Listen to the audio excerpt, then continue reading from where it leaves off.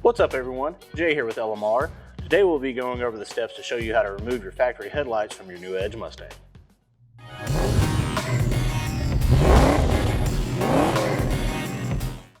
Removing these headlights in your new Edge is a simple process. Let's go check in with Landon and he'll show you what's all involved. To start, pop your hood and support with the prop rod.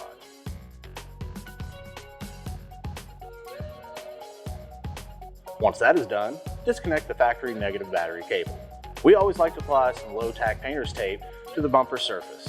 This will help you eliminate any possible scratching on your front bumper. Pull up on the two metal headlight retainers.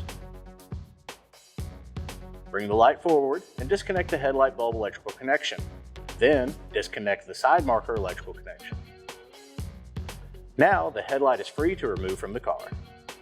The headlight removal process is very simple on these 99-04 Mustangs. At least 5 minutes per side, you could probably do this one blindfolded if you wanted to.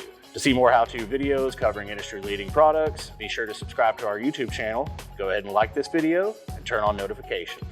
As always, keep it here for the latest up-to-date Mustang and Lightning videos at lmr.com.